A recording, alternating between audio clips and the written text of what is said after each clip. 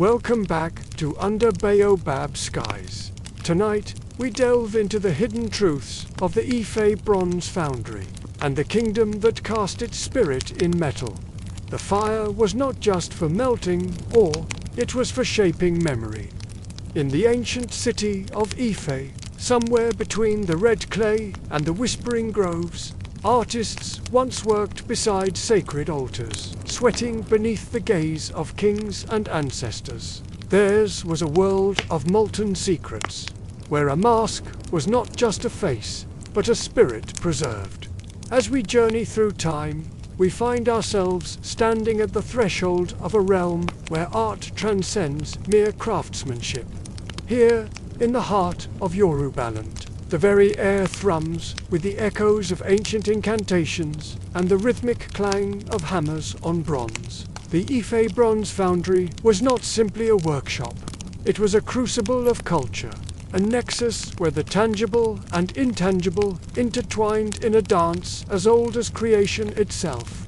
Imagine, if you will, the scene. Artisans hunched over glowing furnaces, their faces illuminated by the fierce orange light of molten metal. But these were no ordinary craftsmen. Their hands knew alchemy, not just in bronze, but in silence, timing, and reverence. They whispered prayers into crucibles, waited for omens before casting, and poured not just metal, but lineage. Every sculpture had breath. Every statue held the shadow of a crown, or the trace of a priest's dream. These were not artisans in the Western sense. They were custodians of cosmology, protectors of memory, and quiet rebels against time itself. With each pour, with each careful etching, they waged a silent war against oblivion, preserving the essence of their people in gleaming metal. But the magic of Ife bronze goes far beyond mere technique. To truly understand its significance, we must peel back the layers of history and myth that shroud this ancient art form. For beneath the foundries ran philosophies of kingship, sacred geometry, and a theology of materials where earth, fire, and water danced together under the laws of Orisha. The city did not just make bronzes, it made belief visible. Each sculpture, each mask, each intricate figurine was a testament to a worldview where the physical and spiritual realms were inextricably linked. The artists of Ife were not simply reproducing forms. They were capturing souls, freezing moments of divine inspiration in bronze, and what you held in your hands was never just a sculpture. It was a story you were not yet old enough to hear, a tale of gods and mortals, of cosmic balance and earthly power, whispered in the language of metal and fire. As we stand here, beneath the sprawling branches of the baobab tree, we find ourselves at the crossroads of art and spirituality, of craft and cosmos. The legacy of Ife bronze is not confined to museum cases or academic tomes. It lives and breathes in the very soil of this land, in the stories passed down through generations, in the rituals that still echo through the streets of Ife. Tonight, we will travel into those stories, into the shrines, palaces, and fires where Ife's bronze legacy was forged, not as tourists, but as dreamers, lying beneath the baobab skies, drifting into the past where metallurgy met myth. We will walk in the footsteps of the ancient craftsmen, feel the heat of their furnaces on our faces, and perhaps, if we're fortunate, catch a glimpse of the divine spark that guided their hands. Our journey will take us through the winding streets of Ife, where every corner holds a secret and every stone tells a tale. We'll explore the sacred groves where the Orishas are said to still walk, their presence as palpable as the humid air. We'll stand before the great palace, where kings once held court and where the finest bronzes were commissioned to immortalize their reigns. But our exploration won't stop at the physical realm.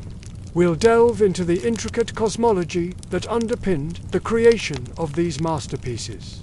we'll unravel the symbolism woven into every line and curve, decoding the messages left by artists centuries ago.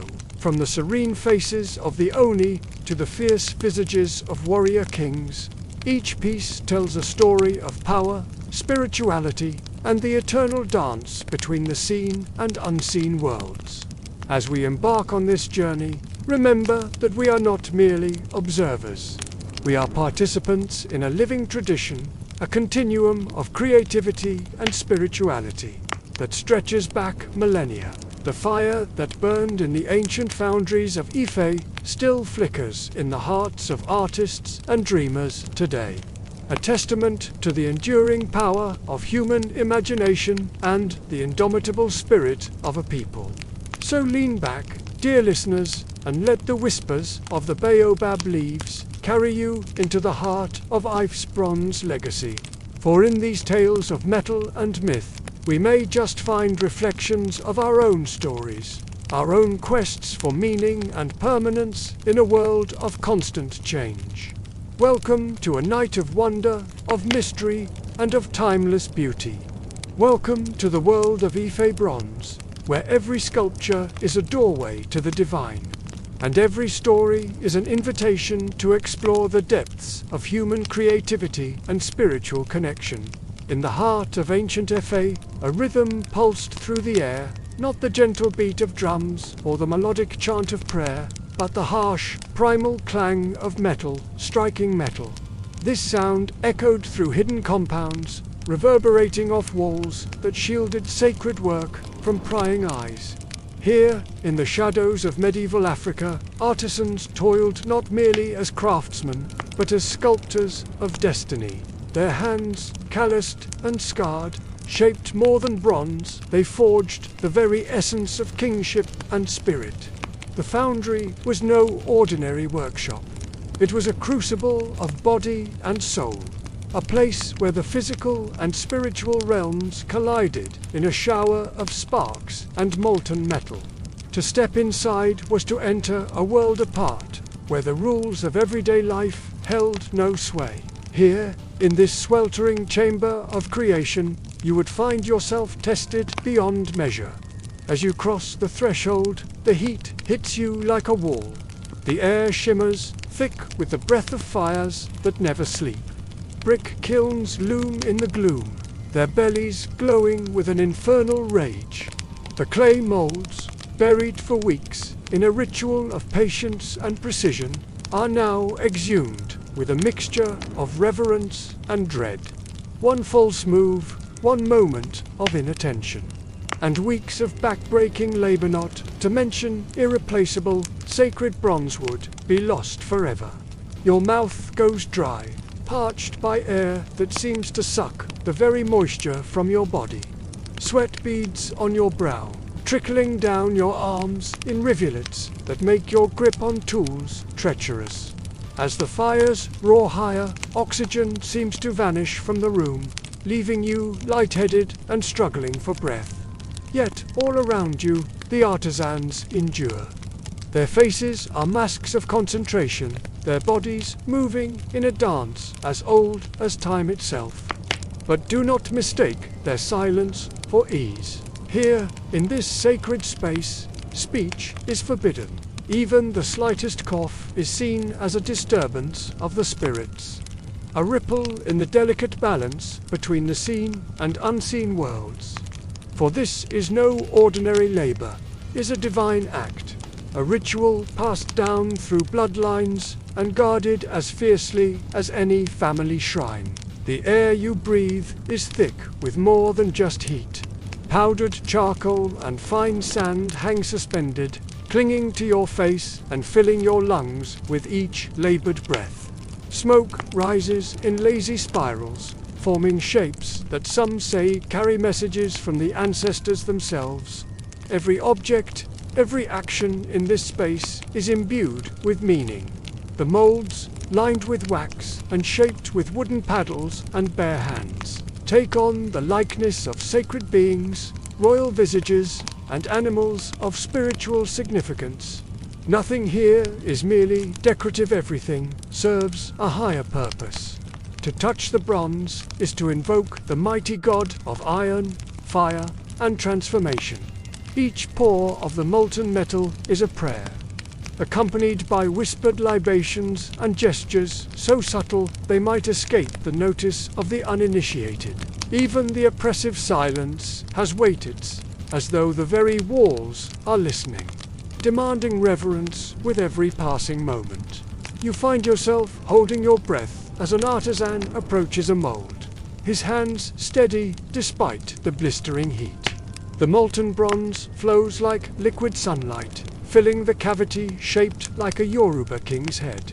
Nearby, a sacred calabash sits in silent witness to this act of creation. The tension in the air is palpable. Will the casting be perfect, or will the spirits find some flaw in the work or the worker? This is a world few outsiders ever glimpse. Apprentices train for years, decades even, before they're allowed to so much as touch the sacred tools of the trade. There is no classroom here, no dusty tome of secrets to be studied. Knowledge is passed from hand to hand, eye to eye, through memory and muscle, and the approving nod of elders who have spent lifetimes honing their craft. Some say that true masters can hear the song of the metal they know by sound alone, how it cools, where it might crack when it whispers that perfection has been achieved. But make no mistake, failure here is more than just a setback. A collapsed mold or a flawed casting isn't merely a technical error to be corrected and forgotten. It is a sign that the spirits are displeased, that the ancestral lineage has faltered in its sacred duty. It means that something fundamental, something beyond the reach of mortal understanding, has been disrespected. As the day wears on, you notice a young apprentice sitting outside the foundry, his shoulders slumped in defeat. In his hands rests a cracked bronze sculpture, the result of countless hours of work now rendered worthless. Behind him, elders stand in silence, their disappointment palpable yet unspoken. This, too, is part of the learning to face failure with dignity, to understand that every mistake is a lesson from the gods themselves. To survive even a single day in such a place requires more than mere physical strength. It demands a discipline of mind and spirit that few in the modern world could hope to match. It calls for endurance that goes beyond the limits of flesh, for ritual knowledge passed down through countless generations. And above all, it requires a profound humility, the understanding that before the eternal flame, before the timeless spirits, we are all but students fumbling in the dark. As the sun begins to set, casting long shadows across the compound, you realize that you have witnessed something extraordinary. You have stood in the presence of an art form that is also a spiritual practice, a craft that shapes not just metal, but the very fabric of a culture. The rhythmic clanging that first drew you here now seems to echo with new meaning, pitch strike of hammer on anvil, a heartbeat in the life of a people, a pulse that has continued unbroken for centuries. You leave the foundry changed, carrying with you the weight of ancient knowledge and the humbling awareness of how much there is still to learn.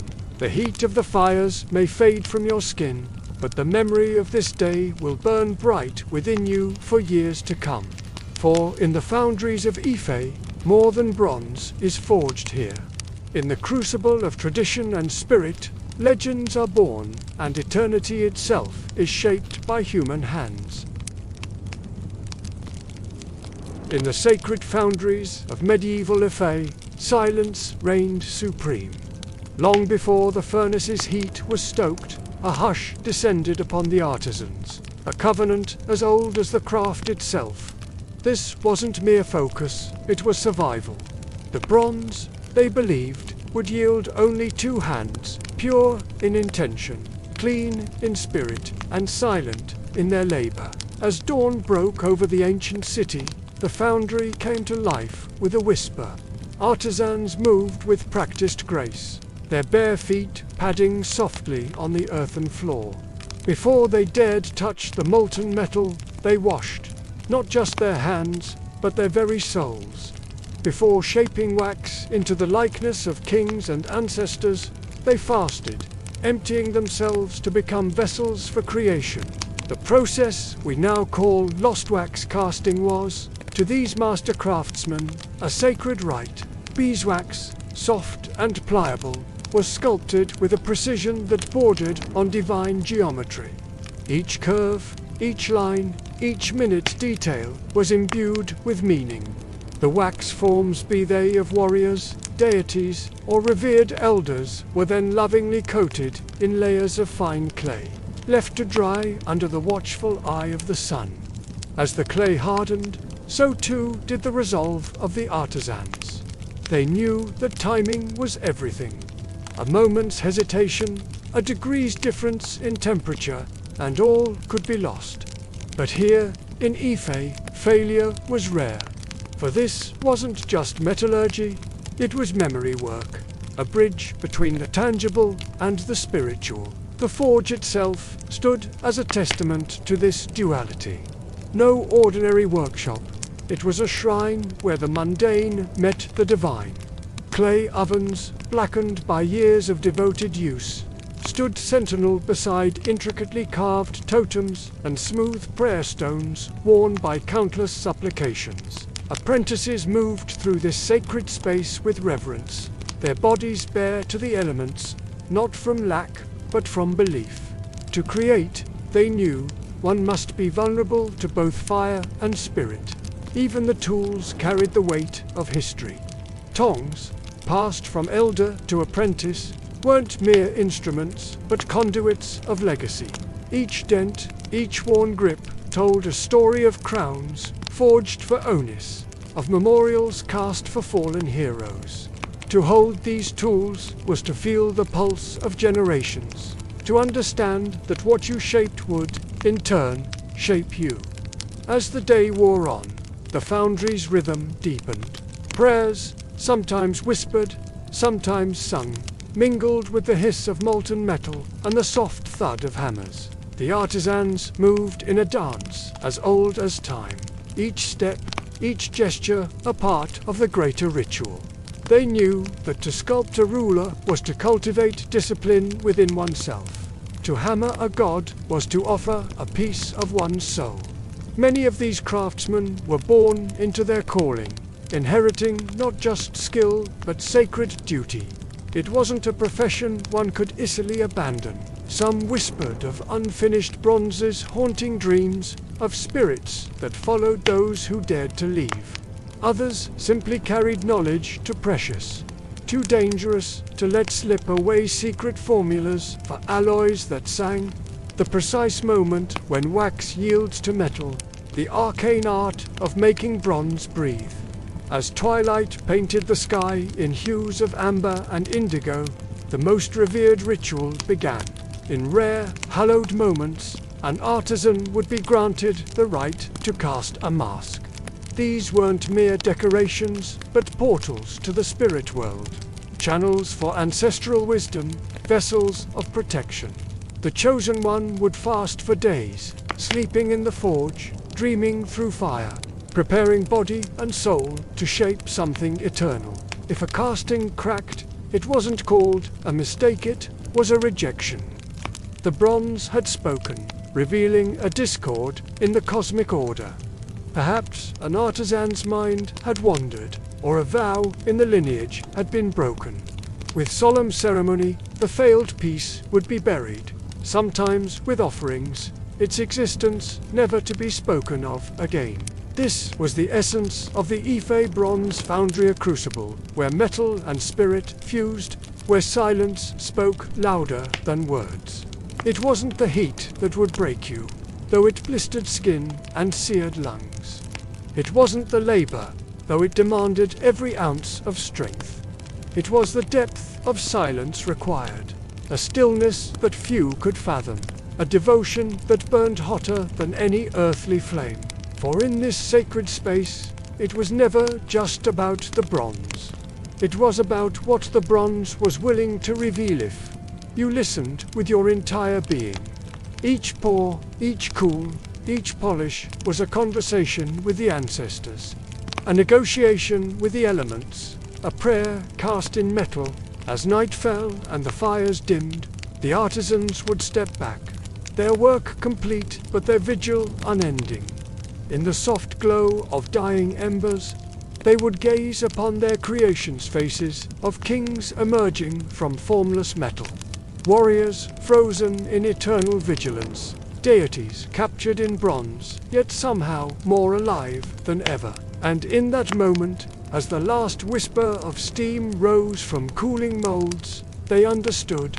They were not just craftsmen, but keepers of memory, guardians of tradition, bridges between worlds. Their hands, calloused and scarred, had touched something beyond the physical. They had shaped history, preserved culture, and given form to the formless. This was the legacy of Ife, a testament to human ingenuity and spiritual devotion. In these bronzes, time stood still. Centuries would pass, empires would rise and fall, but these creations would endure, whispering secrets of a bygone era to those who knew how to listen. As you stand before these masterpieces today, remember the silence that birthed them. Feel the weight of ritual in every curve, the echo of ancient prayers in every gleam. For in these bronzes, Ife lives, and a civilization captured in metal, a legacy cast in silence, waiting for those with ears to hear and hearts to understand. This was Ife. This was bronze. This was memory made manifest. And in the end, it was always about what the bronze was willing to reveal. You listened closely enough to hear the whispers of ages past. In the heart of ancient Ife, a sacred rhythm pulses through the air. To untrained ears, it might sound like chaos, a cacophony of metal striking metal, fires roaring with insatiable hunger, and the crackle of charcoal beneath age-old clay molds. But for those who have spent lifetimes within these hallowed walls, every sound carries profound meaning. Each strike of the hammer, every hiss of molten bronze as it meets cool air, is part of an intricate symphony composed by ancestors long past. Nothing here is left to chance. The forge is more than a mere workshop. It is a living, breathing entity, a talking drum of fire and metal that pulses with unspoken wisdom passed down through generations. As we step into this world of heat and creation, our eyes adjust to the dim light. Before us, Ife bronze workers move in perfect unison, their bodies glistening with sweat, silhouetted against the flickering firelight. Their movements are fluid, almost dance-like, as they strike their anvils with practiced precision. The earthen forge around them seems to breathe with each blow, its walls etched with the memories of countless masterpieces born within. But it is not just the sounds that speak volumes in this sacred space. Silence, too, has its own language, one that new apprentices must learn quickly if they hope to master their craft. There are moments when speaking could shatter more than just concentration. It could disrupt the very spiritual balance of the forge. As molten bronze is carefully poured into delicate wax-carved molds, not a single word is uttered. This silence is not born of fear, but of deep reverence for the process and the ancestral presence that guides each pour.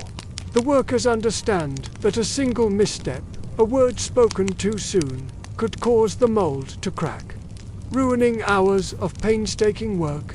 In these moments, silence is not just protocol, it is a form of protection.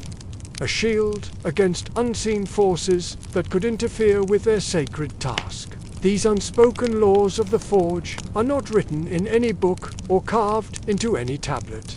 They are passed down through the ages by observation and repetition. A living tradition that flows from master to apprentice, like the very bronze they work with. An aspiring craftsman might spend years in this space before ever being allowed to touch the molten metal. That is the lifeblood of their art. Instead, they begin with the most humble of tasks, sweeping ash from the floor, grinding ore into fine powder, or tirelessly working the bellows to keep the fires burning hot and steady. Only when an apprentice's movements flow without hesitation, when their body has learned the rhythm of the forge so completely that it becomes second nature, will the elder smiths consider allowing them to take the next step. And even then, it begins not with metal, but with wax.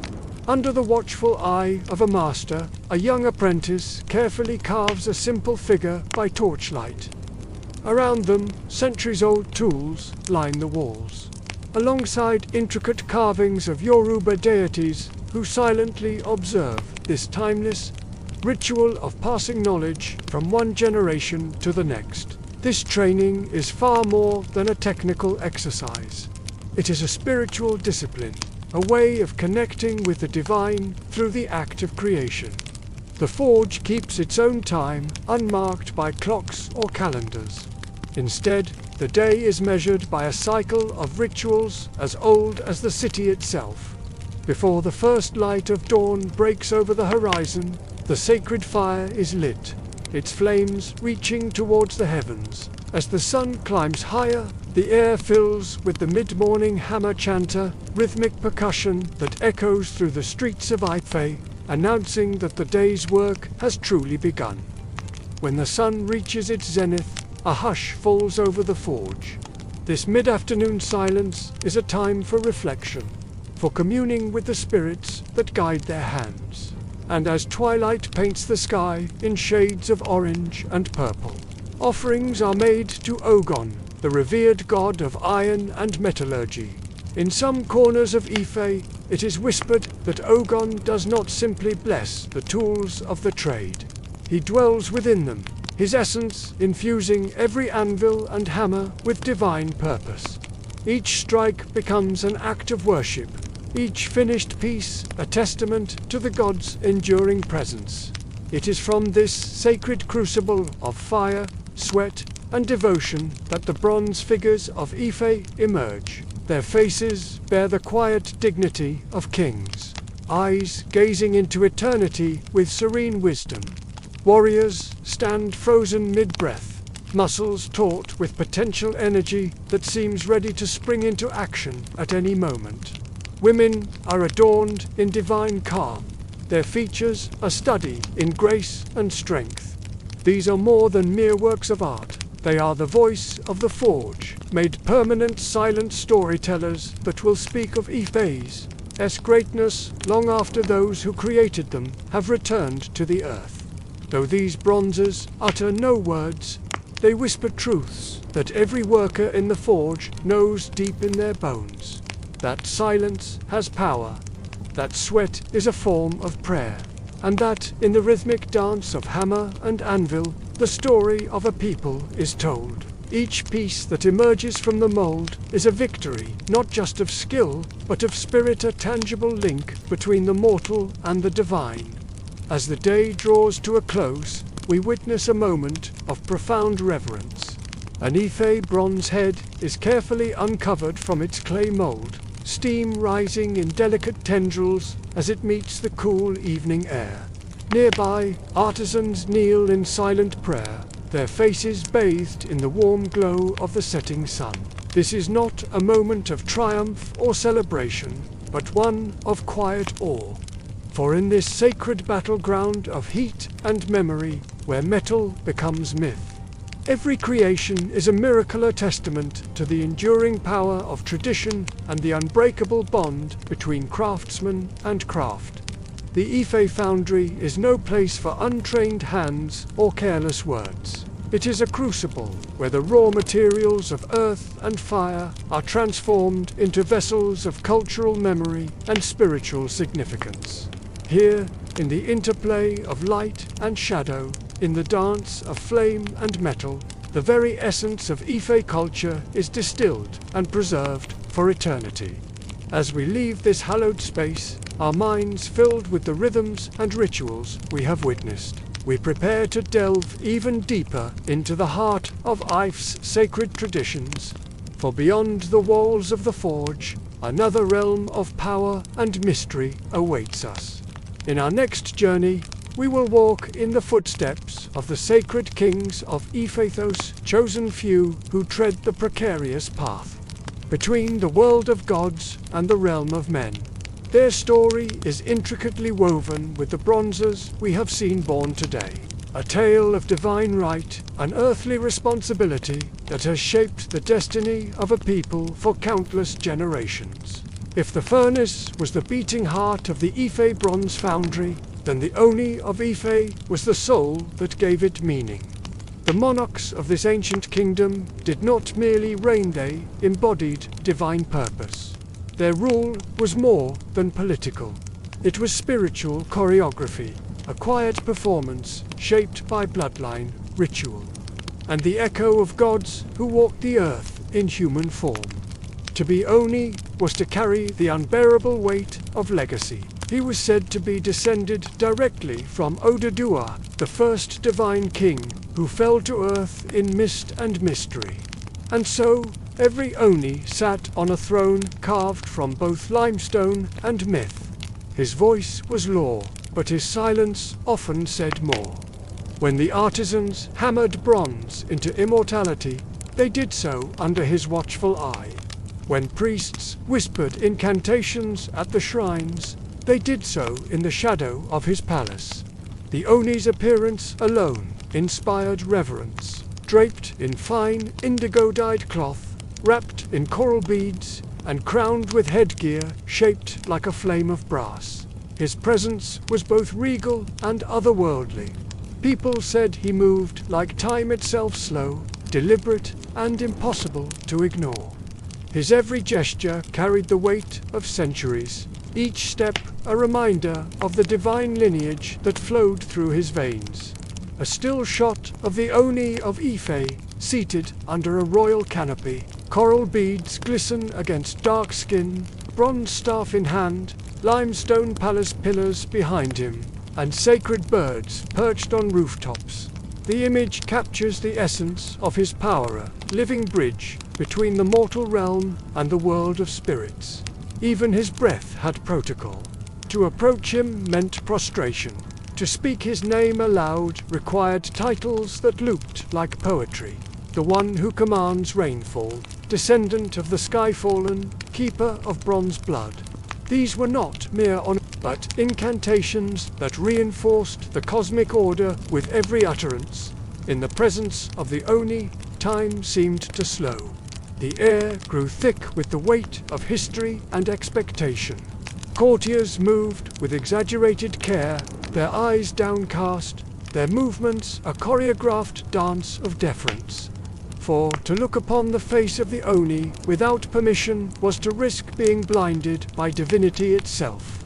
He did not sculpt, but every bronze head, every artifact emerging from the Ife crucible was considered an extension of his will. The casters saw themselves as mediums, channels through which the Oni's divine essence flowed into molten metal. When they poured alloy into wax molds, they whispered prayers to the ancestors and the Oni, believing the art would capture not only a likeness, but also a blessing from the palace. These prayers were more than superstition. They were a recognition of the symbiosis between ruler and artisan, between the spiritual and the material. For in Ife, beauty was not separate from power, nor was craft divorced from cosmic significance. Each sculpture that emerged from the foundry was a testament to this unity, a frozen moment of divine inspiration made tangible through human skill. But kingship in Ife wasn't all ceremony and symbolism. The Oni was also a strategist, a master of the delicate balance between earthly concerns and heavenly mandates. He forged alliances between rival guilds, his words weaving a tapestry of cooperation where once there had been discord. He regulated the supply of imported copper and tin with the precision of a master economist, ensuring that the lifeblood of Ife's artistic tradition flowed uninterrupted. The Oni maintained sacred groves that held the keys to religious legitimacy. These were not mere forests, but living temples where the veil between worlds grew thin. Here, in clearings dappled with sunlight and shadow, the Oni communed with ancestors and performed rituals that renewed his divine mandate. The whisper of leaves and the rustle of unseen spirits were his constant companions in these hallowed spaces. His royal compound was not only a home, but a theatre of governance where market taxes, war plans, and ritual sacrifices overlapped like layers of ancient paint. Each chamber told a story. Each courtyard held secrets. In one room, merchants haggled over the price of cola, nuts, and palm oil. In another, priests deciphered omens in the scatter of cowrie shells. And in the innermost sanctum, the Oni himself sat in contemplation, the weight of a kingdom resting upon his adorned shoulders. An overhead view of an Ife royal compound unfolds before stone walls etched with centuries of history. Sacred trees whose roots reach into the otherworld.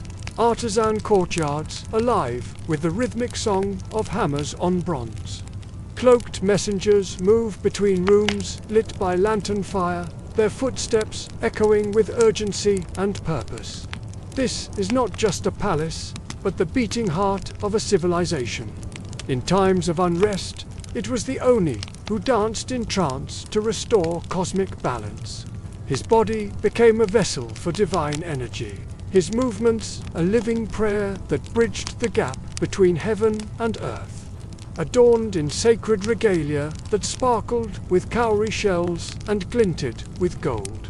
He whirled and stamped, each gesture a command to the very fabric of reality.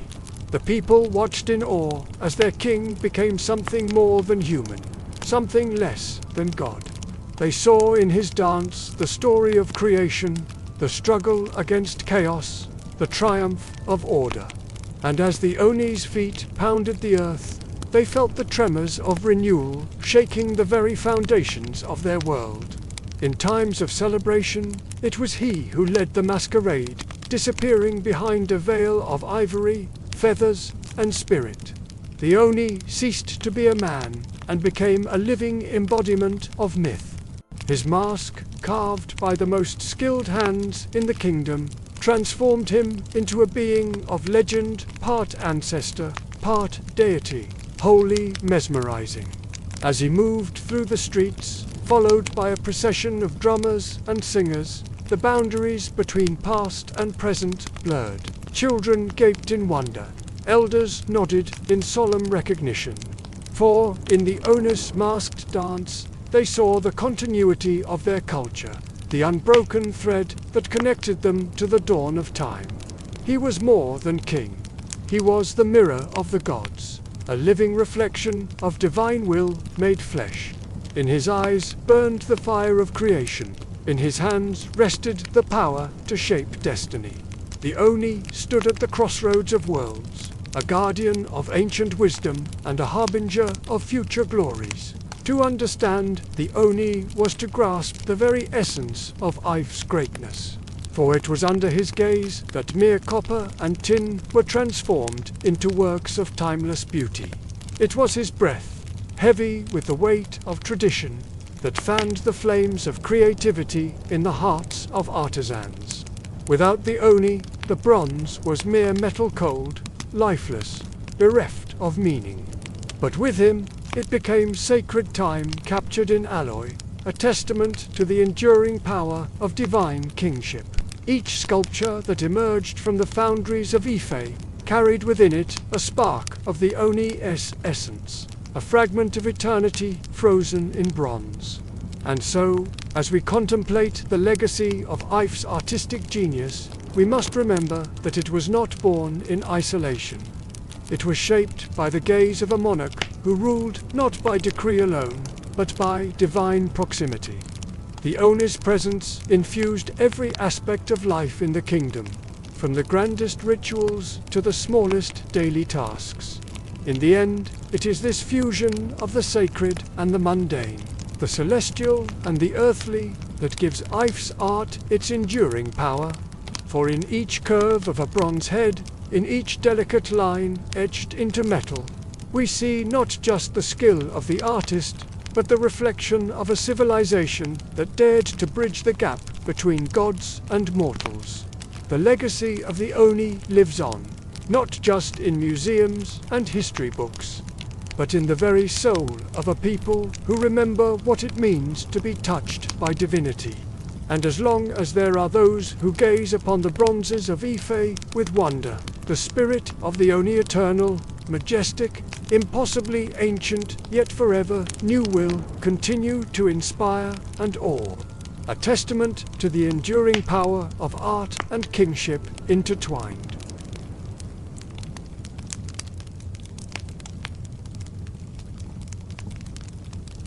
In the heart of Ife, where myth and reality intertwine, there once stood a figure more than mortal, more than king.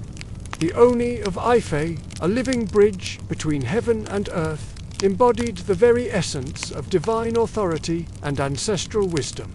His presence was not confined to palace walls, but stretched across the fabric of Yoruba life-touching rituals, shaping bronze, defining lineage, and breathing life into lore. While other lands saw kings who commanded armies, here, in the sacred valleys, where Yoruba tradition ran deep, the Oni's rule was woven from the threads of myth, the echoes of memory, and the gleam of sacred metal. The tale of the Oni's power began long before any crown graced a mortal brow. Yoruba oral traditions whisper of Oduduwa, the progenitor of their people, who descended from the heavens on a golden chain. Where chaos once reigned, Oduduwa brought order and the divine tools of kingship. From this celestial lineage, the bloodline of the Oni was born. Each successive ruler was more than a mere successor. He was a vessel of that original descent, a living testament that Ife was the cradle of creation itself. Imagine, if you will, a bronze statue of Oduduwa, his form emerging from the morning mist. He stands tall, a staff of authority gripped in his hand, while behind him a Yoruba shrine whispers ancient secrets. The air is thick with sacred earth tones, the very ground seeming to pulse with the weight of history. To become the Oni was no simple matter of political maneuvering or hereditary right. It was a profound spiritual initiation, a transformation that reached into the very soul of the Chosen One. The king was not elected by mortal hands, but divined through mystical means. Priests, keepers of sacred knowledge, would consult the oracle, seeking one whose Ori inu the inner head, the seat of destiny aligned with the cosmic will. Before the weight of the crown could rest upon his brow, the Chosen One would retreat into days of ritual seclusion. In this liminal space between mortal and divine, he would drink deeply from the well of secret histories, his tongue learning to shape the cadence of sacred poetry. The elders of Orunmila's line would bestow their blessings, each word and gesture imbuing him with the wisdom of ages. Only after this profound metamorphosis could the new Oni don the Aid Ilik, the sacred beaded crown. This was no mere ornament, but a thing of power said to blind the eyes of the unworthy and shield mortal gaze from the king's divine radiance. Picture the scene of coronation. The air heavy with incense and anticipation, drummers setting a heartbeat rhythm for the gathered crowd. The king, veiled in his beaded crown, stands surrounded by priests and dancers, their forms silhouetted against the dying light of sunset. But the Oni did not rule in isolation. His palace was a microcosm of the cosmic order, populated by trusted advisors known as the Iwarefa, spiritual elders whose words carried the weight of centuries. and royal artisans whose creations reflected the majesty of the throne. The daily audience of the Oni was no mere administrative task, it was a sacred ritual, a moment where the mortal and divine realms touched. When the Oni spoke, it was not with a single voice, but with the resonance of all who had come before. His ears were attuned not just to the words spoken before him, but to the whispers of ancestors and the subtle guidance of Orin, the heavenly realm. Every decision he made rippled across lineages. Every judgment weighed against the accumulated wisdom of ages. In this context, the famed Ife bronzes take on a deeper significance. These were not mere decorative objects, but spiritual relics of profound importance. Many were crafted in the likeness of the Oni himself or the revered ancestors of noble families. These bronzes were destined for sacred groves and hallowed shrines, bridging the gap between the seen and unseen worlds. What strikes the eye about these bronzes is their unflinching realism. Every wrinkle, every scar, every line etched by time and experience is captured with breathtaking fidelity. This was no accident, no artistic whim. In Yoruba cosmology, true beauty is found not in idealized perfection, but in the raw truth of existence. And truth, in all its complexity, is sacred. Imagine standing before one of these bronze heads in a dimly lit shrine. Candlelight flickers, casting dancing shadows across the intricately detailed face. Each line tells a story, each imperfection a testament to a life lived in service to the divine and the people. This is more than art, it is legacy made tangible. When modern archaeologists first unearthed these bronzes, their astonishment was palpable. The lifelike detail, the metallurgical mastery that seemed to defy the technological limitations of its time, all of it spoke to something far beyond mere craftsmanship. What they were seeing were not just artifacts, but fragments of a complex tapestry of kingship, ritual, and divine identity, frozen in time and metal. The image of the Oni cast in bronze was more than a portrait. It was a spiritual anchor, a focal point for the collective memory and identity of the Yoruba people. Each curve and plane of the metal face held within it the essence of leadership, not as a thing to be grasped, but as a sacred trust passed down through generations, woven into stories, and preserved in the silent eloquence of cast metal. In the world of the Oni, to rule was to walk a tightrope between two realms. One foot planted firmly in the world of mortals, the other reaching towards the divine. Every aspect of court life, from the placement of a sculpture to the cadence of a proverb, from the most elaborate ceremony to the quietest moment of contemplations, served as a constant reminder. True leadership is not about wielding power, but about embodying a sacred stewardship.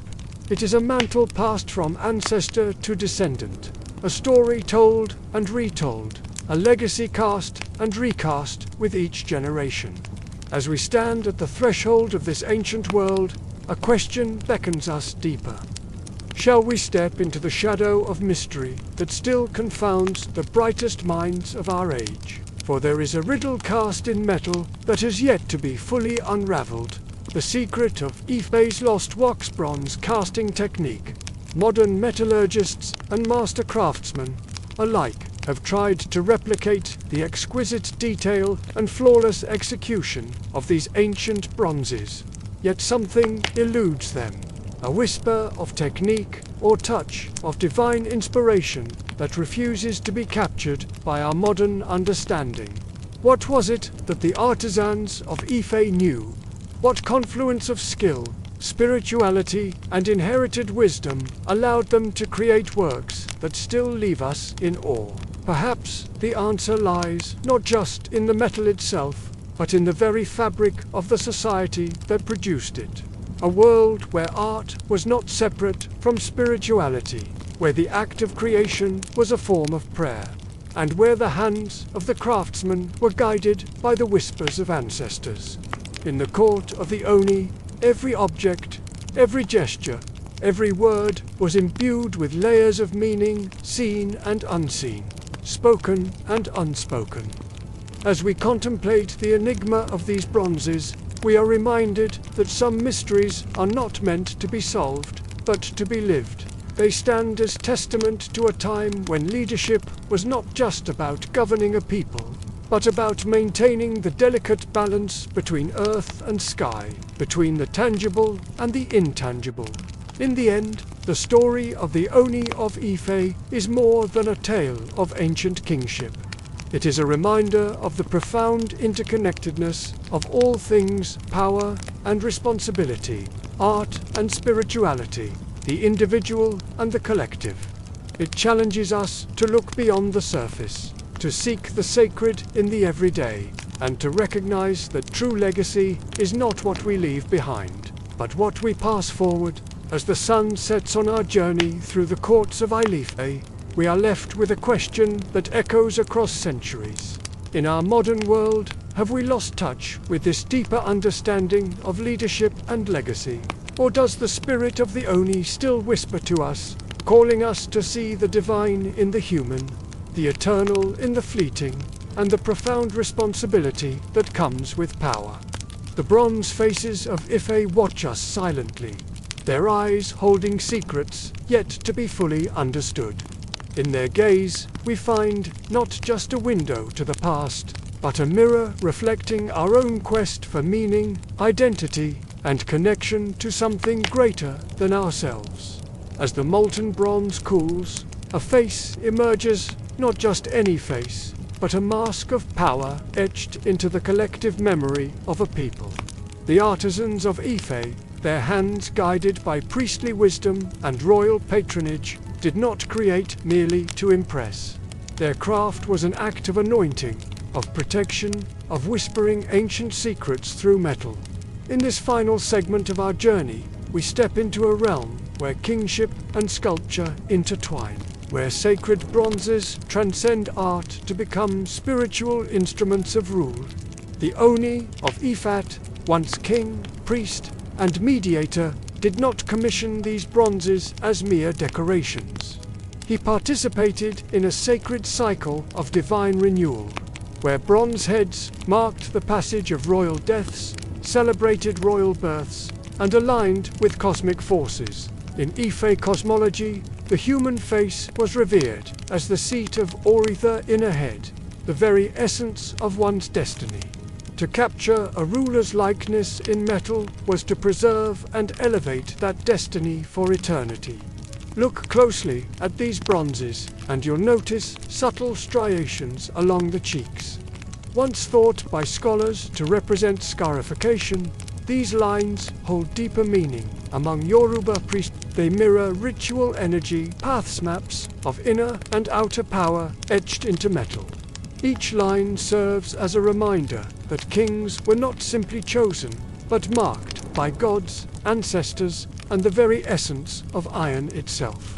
The placement of these bronze heads within sacred groves and palace altars speaks volumes about their true purpose. They were not displayed out of vanity, but positioned with great care, aligning with shrines dedicated to Orunmila, god of wisdom, Ogan, god of iron, and Obatala, god of purity and creation. In this sacred arrangement, the bronze itself became an offering metal transformed by fire, spirit encased in alloy. In the households of the elite, these bronzes were objects of reverence and mystery. Only the most senior lineage members dared approach them. During times of crisis or uncertainty, they became focal points for rituals of divination and succession. Picture a gathering of elders on the eve of war, huddled in a dimly lit courtyard. They sit in solemn silence before a bronze head, invoking the spirit of a former king, seeking counsel in the whispers of ash and the flicker of lamplight. When an Oni passed from this world to the next, the royal bronzes played a central role in the funerary rites. Imagine a procession winding through the streets of Ife at dusk. Drummers lead the way, their rhythms echoing off ancient walls. Herbalists and members of secret societies follow, their chants rising and falling like waves. At the heart of this somber parade, a bronze likeness moves forward, shrouded in cloth and wreathed in sacred smoke. This sculpted head will stand eternal watch over the king's tomb, anchoring his spirit to the hallowed soil of Ife. In this profound act, the metal transcends mere representation. It becomes the king in spiritual essence. Even in times of peace and prosperity, the bond between bronze and kingship was celebrated with great fervor. The annual Alojo festival stands as a testament to this enduring connection. Picture the scene. The reigning Oni emerges, resplendent in his regalia. His path is sprinkled with powdered chalk, a symbol of purity and divine blessing. The air vibrates with songs that speak of ancient metallurgy and the timeless power of the forge. The bronze heads are brought forth, not as relics of a distant past, but as honored guests, silent, watchful, and pulsing with an otherworldly presence. As the festival reaches its crescendo, dancers whirl around the Oni, their movements a living prayer. The bronze head, displayed on a ceremonial platform adorned with palm leaves, seems to absorb the energy of the moment. Nearby, talking drums speak in their own ancient tongue, bridging the gap between the seen and unseen worlds. This is more than spectacle, it is a reaffirmation of the covenant between ruler and ruled, between the physical realm and the spiritual forces that shape destiny. The mastery of Ife's bronze artisans was never separate from the institution of kingship, was woven into its very fabric. To sculpt a head was to seal a covenant between past and present, between the bloodlines of mortals and the divine lineage of the gods. These bronzes were more than mere record keepers or artifacts. They were portals to memory, to legacy, to a form of rule sanctioned by the highest powers of the cosmos. In the quiet corners of sacred groves, these bronzes stood as silent sentinels. Their presence was a constant reminder of the weight of history and the responsibilities of leadership. Imagine an initiate, trembling with anticipation, brought before one of these heads for the first time. In the play of shadows across the metal surface, he might glimpse the faces of ancestors long past, their wisdom etched into every line and curve. The creation of each bronze was a ritual in itself, a dance of fire and skill passed down through generations. Picture the workshop of a master founder, the air thick with the scent of molten metal and sacred herbs.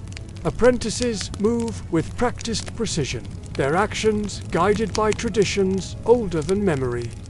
As the mold is prepared, prayers are whispered invocations to Ogun, patron of metalworkers, asking for his blessing on the work to come. When the bronze finally cooled, it was more than a work of art. It was a vessel of power, a bridge between worlds. The face that emerged from the mold carried the weight of centuries, the hopes of a people, and the divine right of rule. In the hands of skilled artisans, guided by the wisdom of priests and the vision of kings, metal became memory, and memory became immortal. And so we come to the end of this chapter, with the echoes of hammer and hymn still ringing in our ears. We have witnessed the alchemy of molten legacy cooled into eternal form. The bronzes of Ife did not merely survive the passage of time, they endured as witnesses to a kingdom, where kings were sculpted, not just crowned. They stand as testaments to a civilization that understood the profound connection between art and power, between the physical and the divine. In these faces of metal, we see more than the likeness of long-dead rulers. We see the face of a culture that recognized the sacred in the everyday, that found divinity in the skill of human hands. As we step back from the altar, from the sacred grove, From the smoky depths of the Founder's workshop, we carry with us a deeper understanding. We have glimpsed a world where art was not separate from life, but was life itself, shaped, cast, and cooled into forms that continue to speak across the centuries.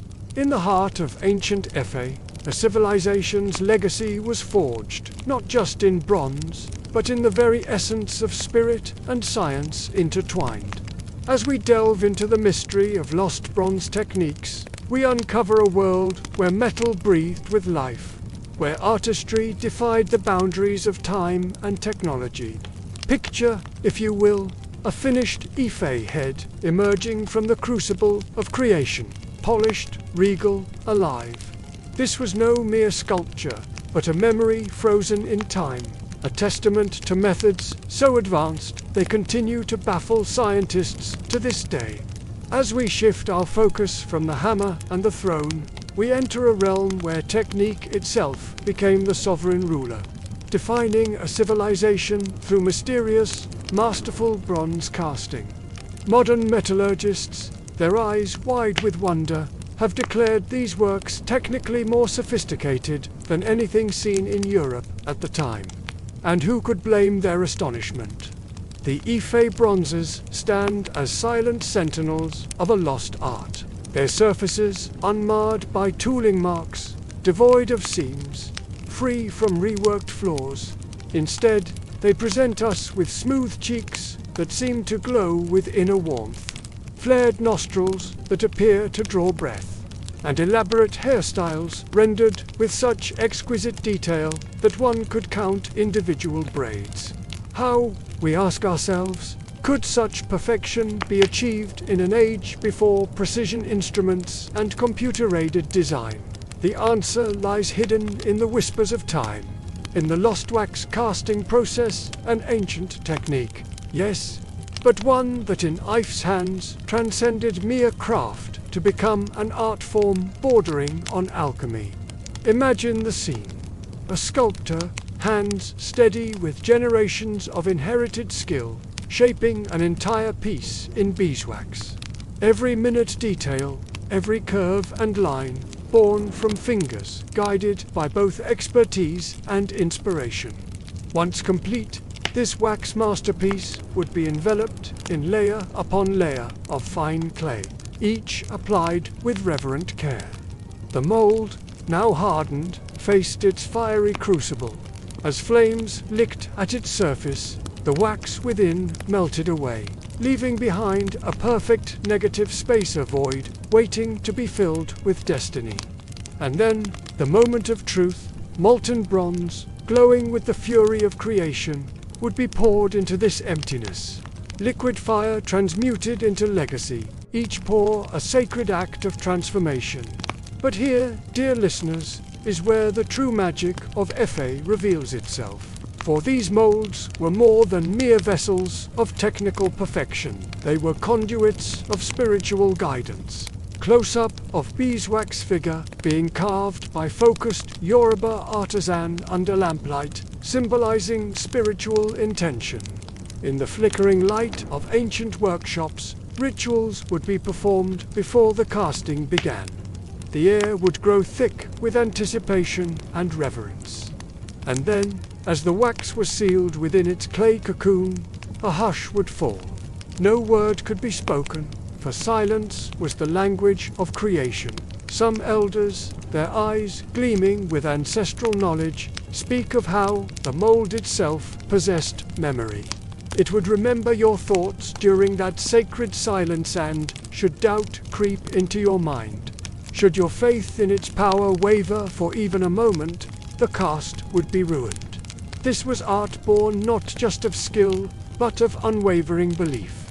Even in our modern age of technological marvels, the Ife bronzes guard their secrets. X-rays and CT scans peel back layers of time, revealing engineering feats that should have been impossible with medieval tools.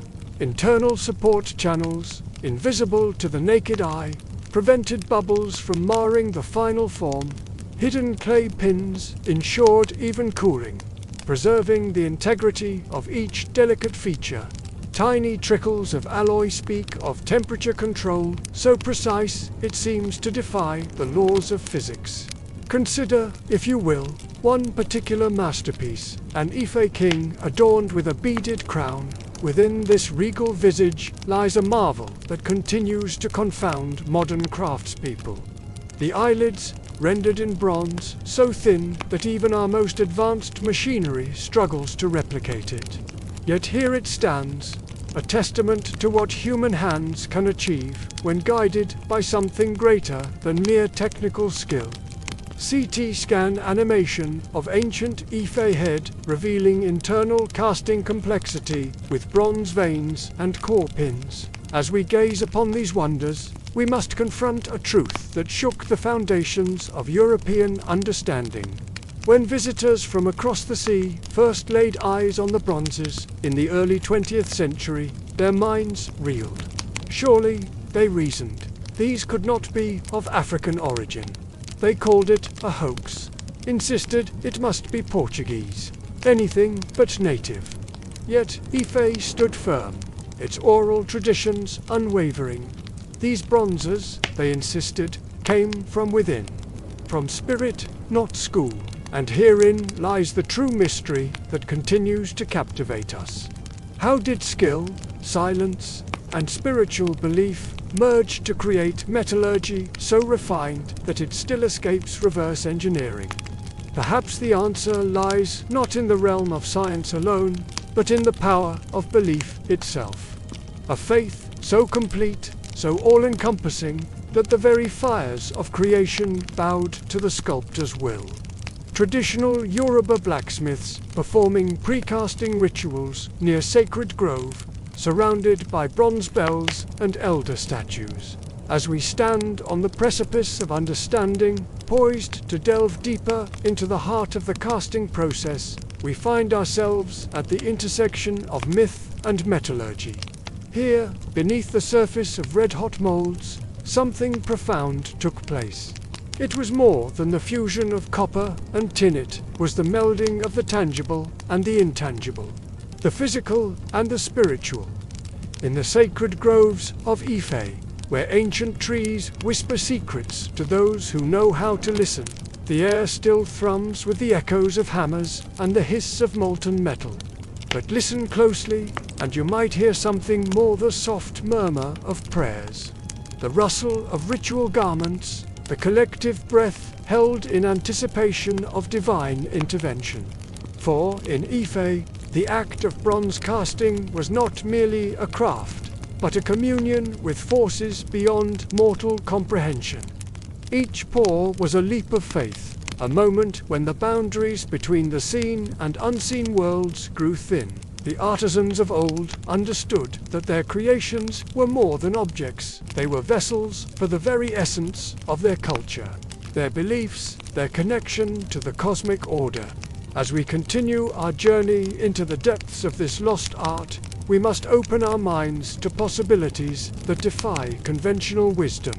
We must consider that perhaps, in the silence of those ancient workshops, in the focused intention of master craftsmen, in the unwavering belief of a people, there existed a power capable of bending reality itself to their creative will. The bronzes of Ife stand not just as testaments to technical skill, but as bridges between worlds, between past and present, between the physical and the metaphysical. They challenge us to look beyond what we think we know, to embrace the possibility that there are truths in this universe that cannot be measured by our instruments or explained by our theories. As we move forward, let us carry with us the weight of this mystery, the awe it inspires, and the questions it raises about the nature of creativity, spirituality, and human potential. For in unraveling the secrets of Ife's bronze mastery, we may just uncover profound truths about ourselves and the untapped wellsprings of power that lie dormant within us all. The story of Ife's bronzes is far from over. It continues to unfold, a narrative written in metal and magic, science and spirit.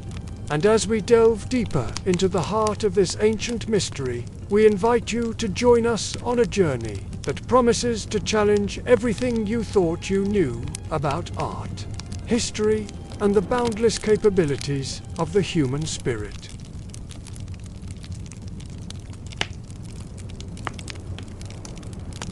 Even today, scientists and metallurgists around the world remain stunned by what the artisans of Ife achieved more than 700 years ago. To cast sculptures with such anatomical accuracy, metallurgical precision, and radiant finish without modern tools or factories is a feat that seems, frankly, impossible. And yet, the bronzes exist. Their surfaces remain smooth, their forms natural, their proportions true to life.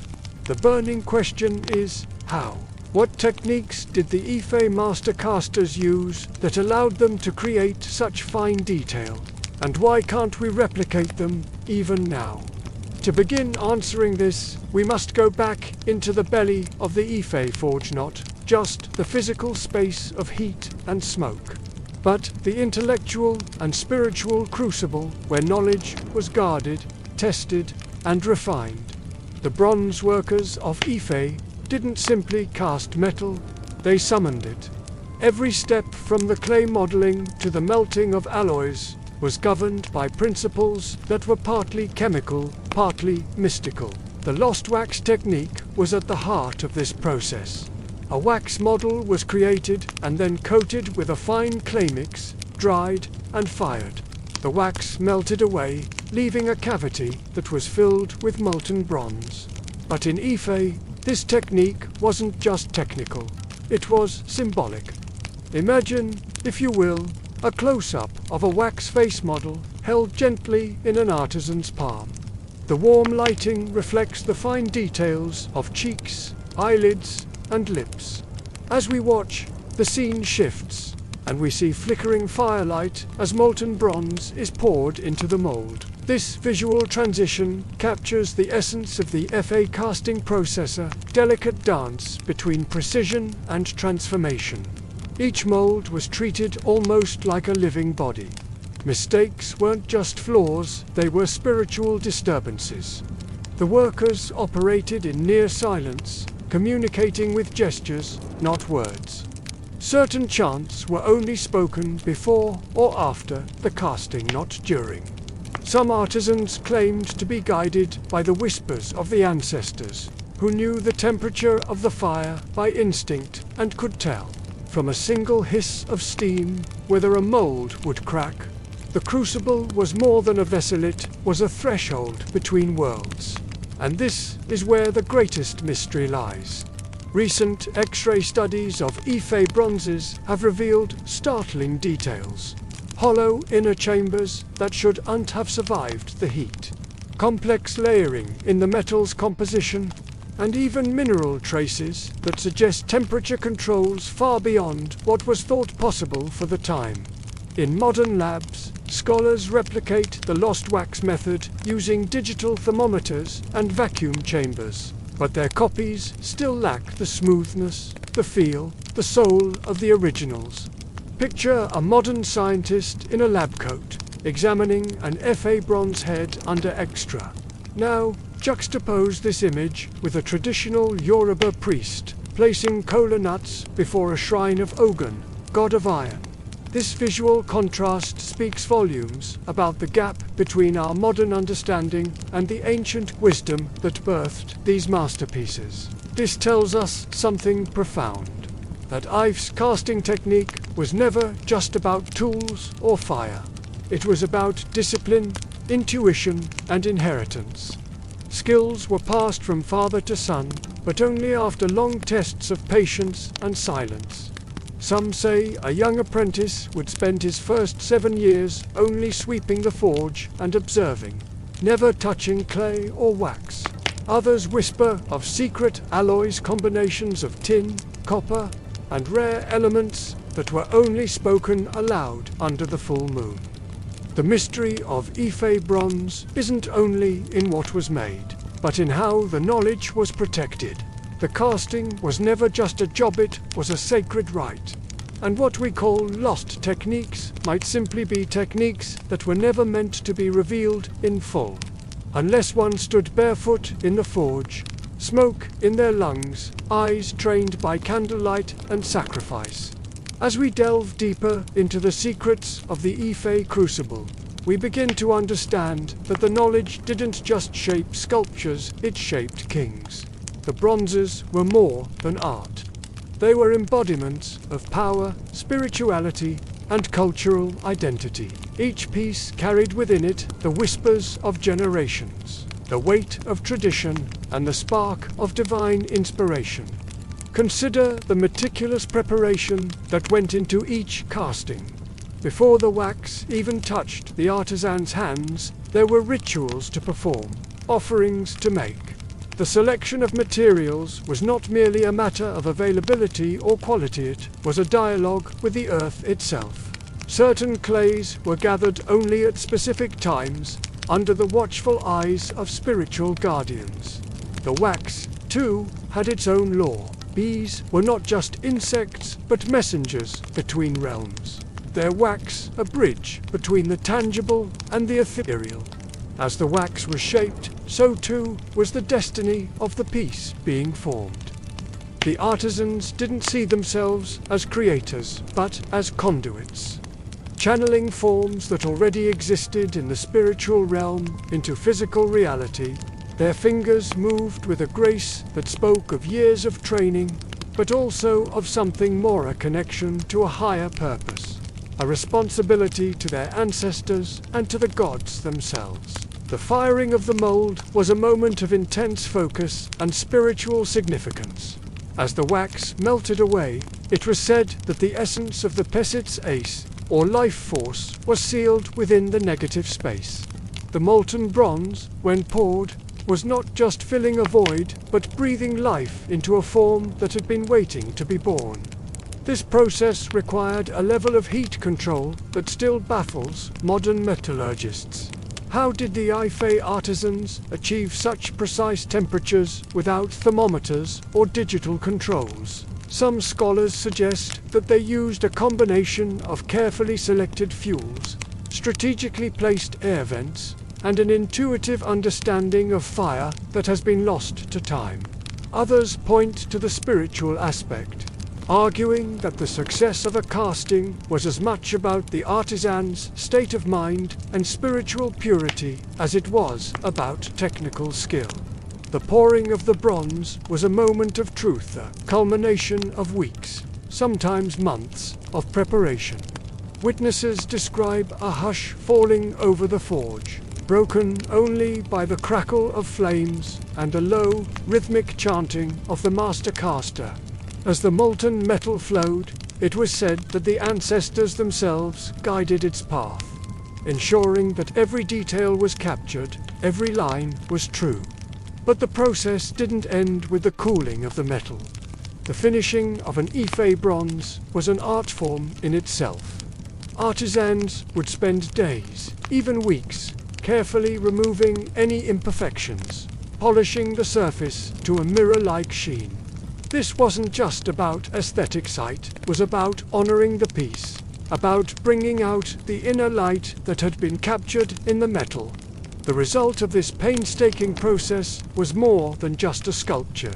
It was a living testament to the skill, spirituality, and cultural richness of the Ife people.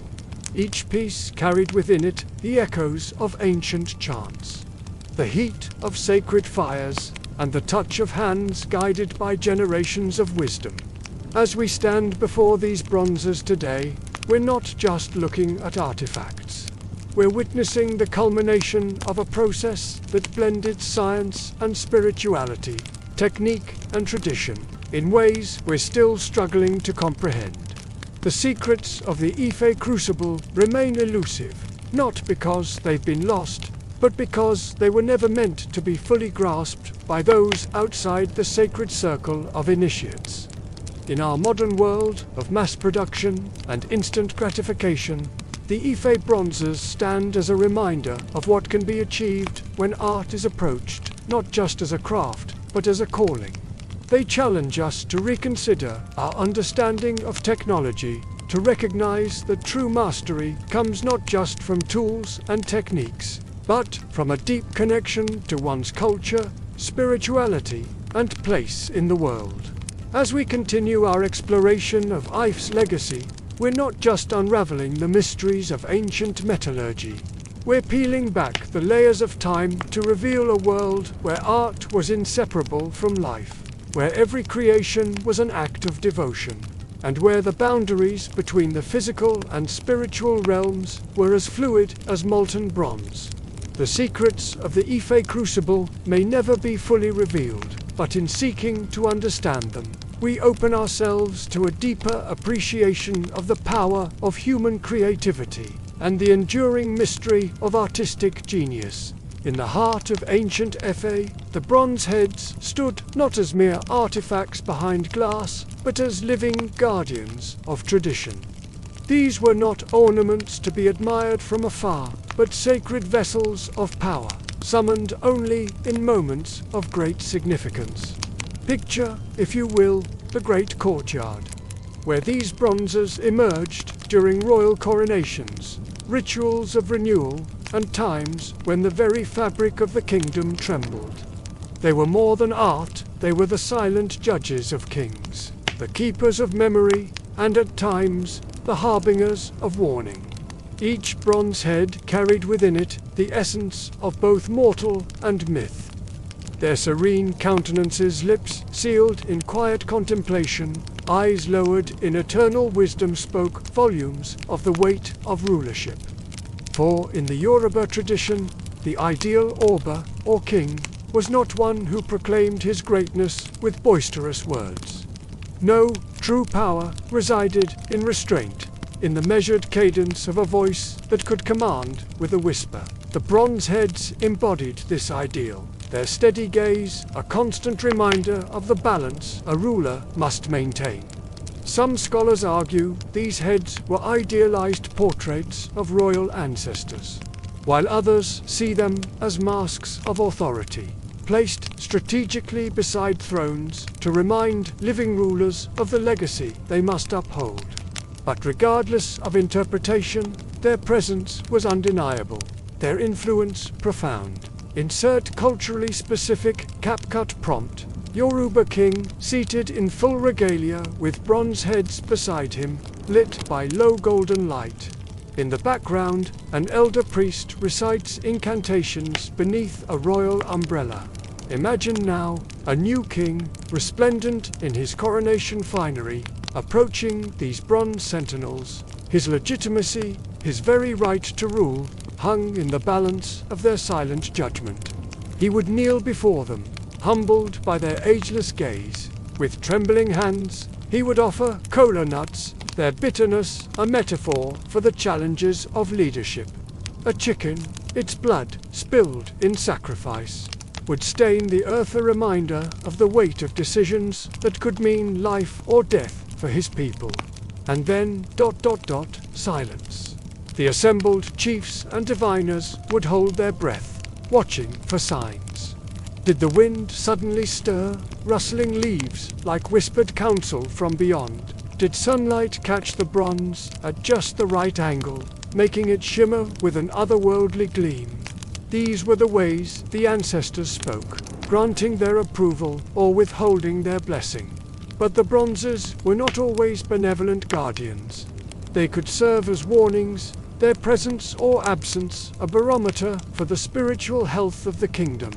Legend speaks of a time when drought parched the land, when whispers of betrayal poisoned the royal court. The priests, in their anger and desperation, took drastic action.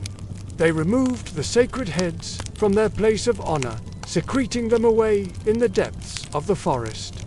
Insert culturally specific CapCut prompt. Reenactment of sacred bronze heads being hidden under forest foliage. Priests in white robes mourning with rattles and chants.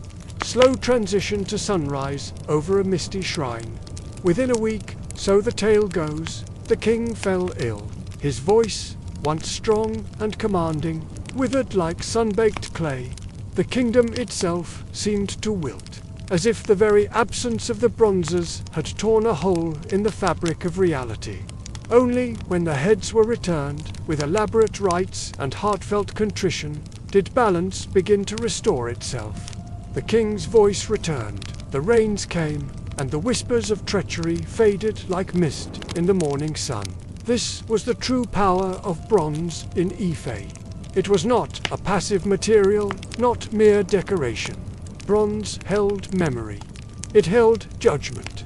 It reflected a profound belief that power was not a birthright, but a sacred trust that must be earned anew with each generation.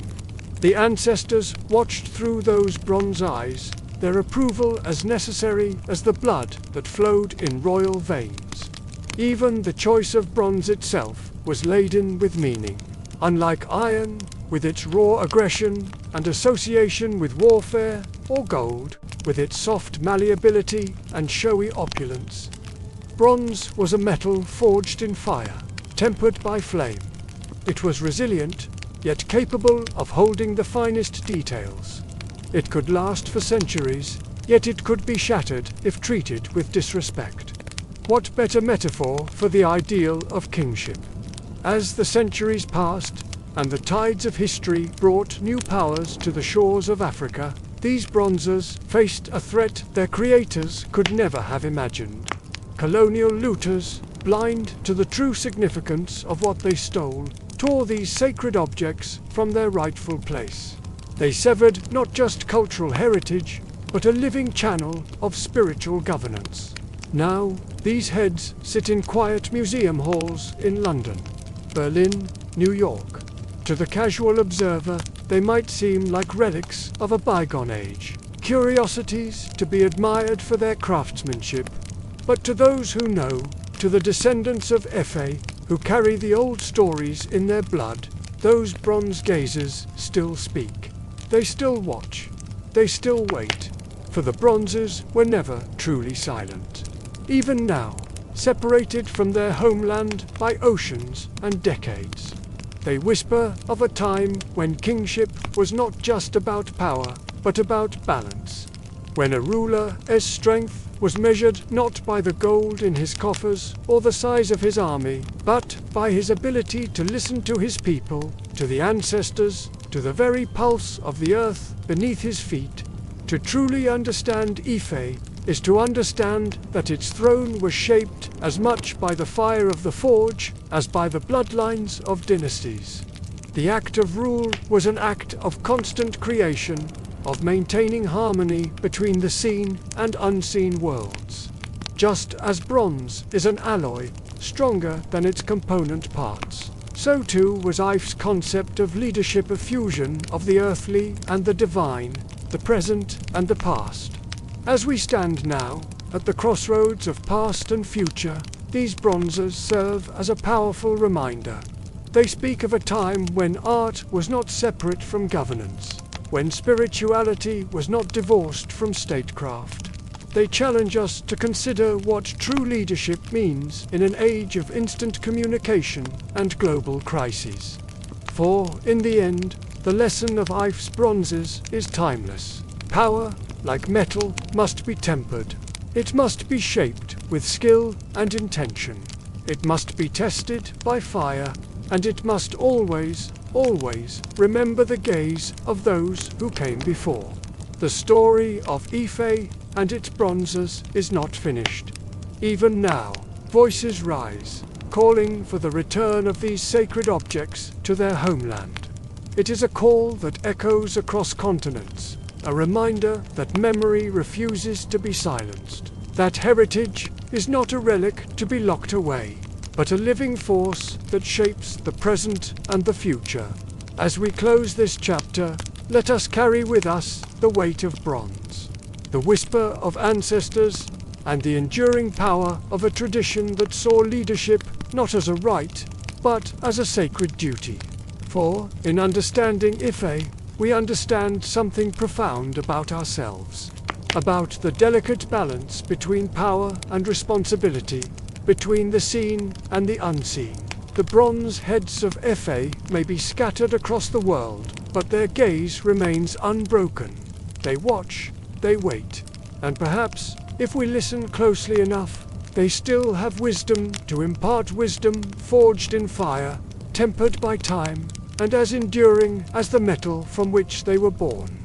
Welcome to the final part of our journey, where past and present meet not in triumph, but in tension. In the waning years of the 19th century and the dawn of the 20th, as colonial powers tightened their grip across Africa, a tragedy unfolded in the heart of the Yoruba world. Sacred shrines, once inviolable, were desecrated. Ancestral palaces, symbols of power and continuity, were reduced to smouldering ruins or forcibly breached, and the revered bronzes of Ife, those timeless visages of kings, priests, and forebears, were wrenched from their rightful place, not by rival clans or internal strife, but by foreign hands that often failed to grasp the true significance of their plunder.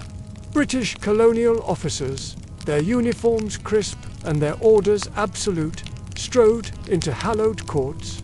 Missionaries, driven by misguided zeal, and collectors, blinded by the allure of the exotic, followed in their wake, where they should have seen living history pulsing with spiritual energy. They saw only artifacts, curiosities to be catalogued, shipped, and displayed. They failed to recognize what stood before them. Memories cast in bronze, still resonating with the power of generations. Some of these precious bronzes changed hands through transactions tinged with desperation. As colonial rule upended traditional economies, local people, facing unprecedented hardship, reluctantly parted with their heritage. Others were taken outright, spirited away under cover of night or the chaos of conflict. A select few were presented as gifts, but even these exchanges often occurred under the shadow of coercion, the givers acutely aware of the consequences of refusal. Crated and labeled with clinical detachment, curios, trophies, or, most insultingly, primitive art, these sacred objects began their long exile. They crossed vast oceans in the holds of ships, silent witnesses to their own displacement. London, Berlin, New York, great cities of the West, became unwitting repositories of Yoruba memory and power. Some bronzes found themselves passed from hand to hand in private collections, admired but misunderstood. Others came to rest behind the imposing facades of institutions like the British Museum and the Metropolitan Museum of Arts, divorced from the context that gave them meaning. Insert culturally specific CapCut prompt. 1900s black and white dock scene with wooden crates being loaded onto a British ship marked with West Africa and fragile. A Yoruba bronze head partially visible inside one crate. But it wasn't just bronze that was taken from Ife. With each sculpture removed, a piece of context vanished. The rituals that had surrounded these objects for centuries, the prayers murmured in their presence. The stories passed down through generations, these intangible treasures could not be packed into crates. In Western museums, the bronzes found themselves displayed in sterile glass cases, far removed from the royal shrines where they once stood sentinel. No longer did they feel the vibrations of sacred drums or hear the chants of devotees. They had become mute, stripped of their voice and purpose. The arrival of these masterpieces in Europe initially sparked confusion and disbelief among scholars. The sophistication of the craftsmanship challenged deeply entrenched colonial notions of African capabilities. One British archaeologist, his worldview shaken, famously declared in the 1930s, "These could not have been made by Negroes. They must be the work of a lost Greek colony." Even when confronted with the rich tapestry of Yoruba oral histories that recounted the bronze's creation, some clung stubbornly to alternative theories. They posited phantom Phoenician artisans, imagined Egyptian expeditions, or insisted on Portuguese influence, anything to avoid acknowledging African genius. But the truth could not be denied. These bronzes were unequivocally, irrefutably Yoruba. Every aspect of their creation spoke to a profound local knowledge honed over centuries. The metallurgical techniques employed were not imported, but the result of generations of Ife craftsmen perfecting their art. The intricate scarification patterns adorning the faces echoed those still worn with pride by Yoruba people. The proportions, the expressions, the very essence of these works were rooted in a worldview uniquely Yoruba. Insert culturally specific CapCut prompt, Yoruba elder in traditional cloth pointing at a bronze head surrounded by youth, while recounting the oral story of the head's creation, scene lit by firelight, faces glowing with awe. Yet, for decades upon decades, the bronzes remained in exile. They gazed out from behind glass, accompanied by sterile museum placards that listed dates and materials with clinical precision. But these cold facts could never capture the essence of what was lost. Where were the songs once sung to these regal faces? Where were the accounts of the kings crowned in their presence? What of the myths and legends they had once stood guard over? In their new homes, they had become art without story, sacred memory without shrine, and still they watched. Look closely into the eyes of these bronzes, and you might sense a quiet patience. It's as if they are waiting, century after century, for the world to remember a fundamental truth. They were never meant to be trophies. These are not mere decorative objects to be admired from afar. They are mirrors, reflecting back to us our shared humanity. They are warnings, reminding us of the cost of forgetting our roots. They are thrones, seats of power and wisdom that transcend time. The bronzes belong not just to Yoruba heritage, though that connection is paramount. They belong to a larger human reckoning, a global conversation about how we treat history and how easily we can silence its original tellers. Every day they spend in exile is a day we all lose a piece of our collective story.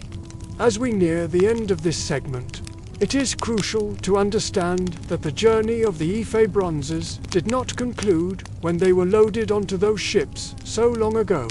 Their exile is an ongoing saga, unresolved and fraught with complexity. Museums grapple with questions of repatriation, while descendants of those who created these masterpieces fight to reclaim their cultural patrimony. The story of the Ife bronzes whispers to us through glass cases and across oceans. It calls us to remember not just what was taken, but what it meant. These are not static relics of a bygone era. They are living connections to a vibrant culture, a bridge between past and present. As we move forward, we must ask ourselves difficult questions. What does it mean to truly honor these objects and the culture that created them? How can we ensure that the full context of their creation and significance is preserved and shared? And perhaps, most importantly, how do we begin to right the historical wrongs that led to their displacement? The Ife bronzes stand as silent sentinels, challenging us to confront our shared history with open eyes and open hearts. They remind us that true understanding requires more than academic study. It demands empathy, respect, and a willingness to listen to voices long silenced. As we conclude this part of our journey, remember that the story of the Ife bronzes is far from over. It continues to unfold, a living testament to the enduring power of art, memory, and cultural identity. These faces from the past look not only backward but forward, asking us what kind of future we will create, one that honors the full richness of human heritage, or one that continues to fragment our shared story. The choice, like the gaze of the bronzes themselves, rests with us.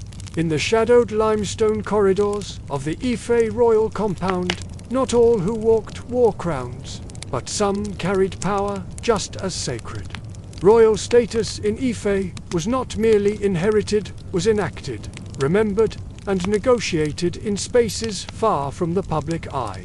Palaces were not just homes, but shrines, each stone humming with meaning, each courtyard arranged to channel spiritual force.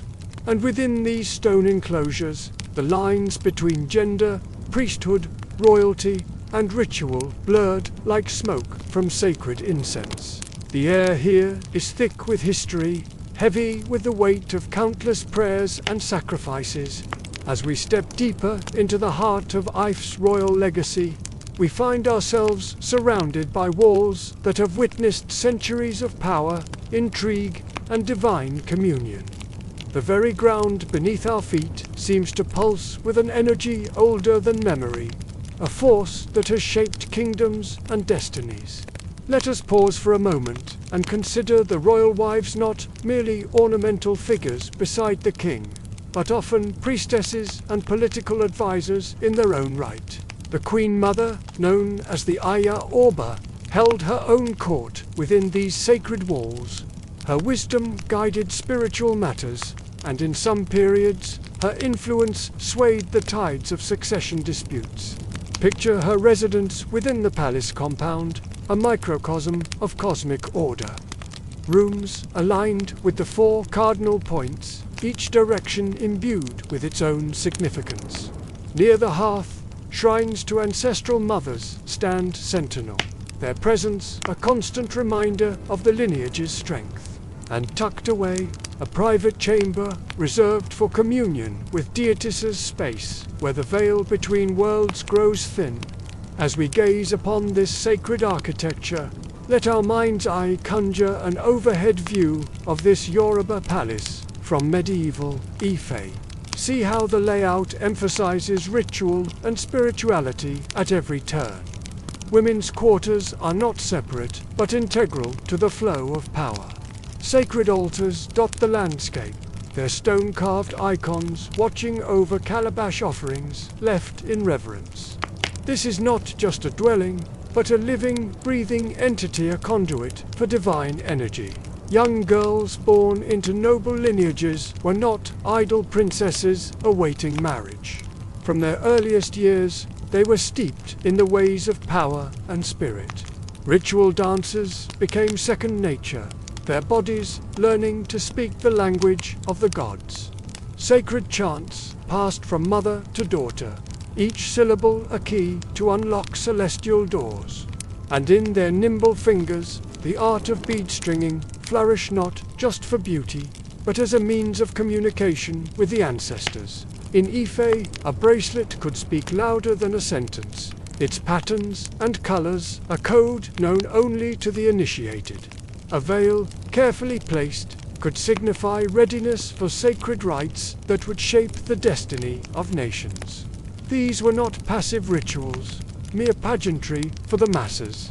No, the ceremonies performed by these women held the power to summon rain from clear skies, to sanctify wars and ensure victory, to seal the fates of kings and commoners alike.